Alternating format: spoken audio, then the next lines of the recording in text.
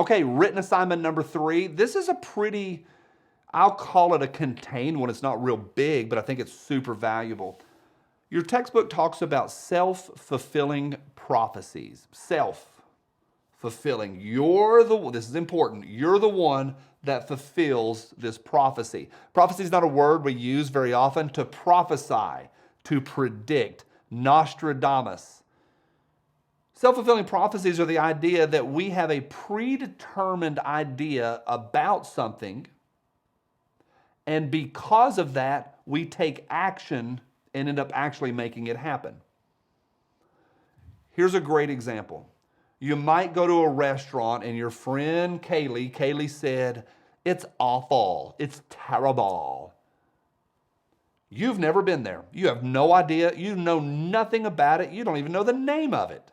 You're going to that restaurant and you go in there and you're like, "I'm going to hate this." And you already predict, you throw it out there, "I'm going to hate this."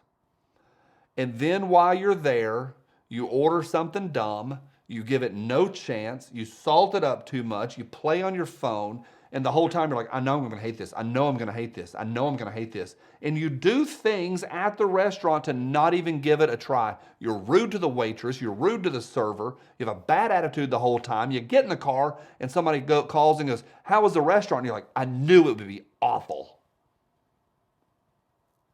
Yeah, and then you acted accordingly. Let me give you another example. You're the one, keep in mind, you're the one fulfilling the prophecy. You're the one setting up the expectations and then acting on it. We're not talking about ESP or predicting the future. We're not talking about predicting the future. I knew the Cowboys would win. You didn't play for the Cowboys. You did nothing. We're talking about you. It's the self-fulfilling prophecy where you kind of have a feeling and then you make it happen. I'll give you a few more examples. I watched a movie with somebody not that long ago and they said, "I'm going to hate that because I don't even like science fiction." And I'm like, "Well, it's a good movie, and like about 1 billion people have said this is a good movie. It won the awards. I've seen it 7 times. I know you'll like it if you'll give it a chance." And she was like, "Oh, I'm not even going to like it." She rolls in.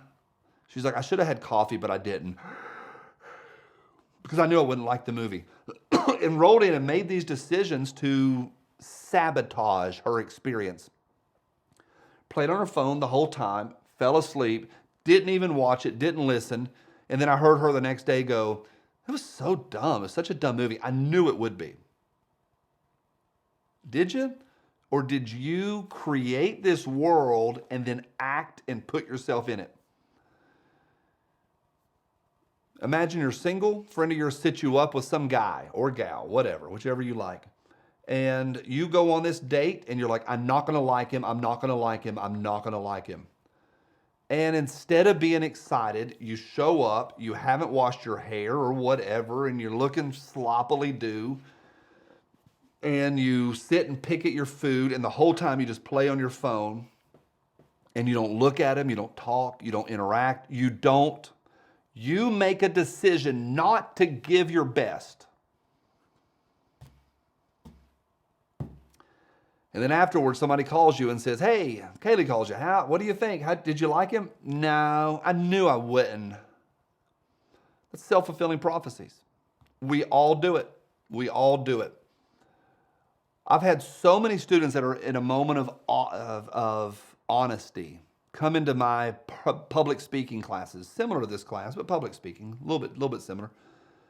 And on the first day, I'll say, "Who already has said out of your mouth, 'I'm going to hate that class'?"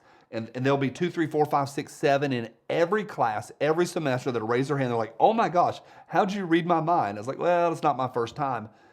And they'll say, "I told my mom on the drive over, let me go get this over with. I know I'm going to hate it."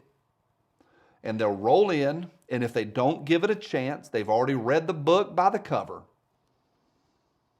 I think the phrase is judged a book by its cover.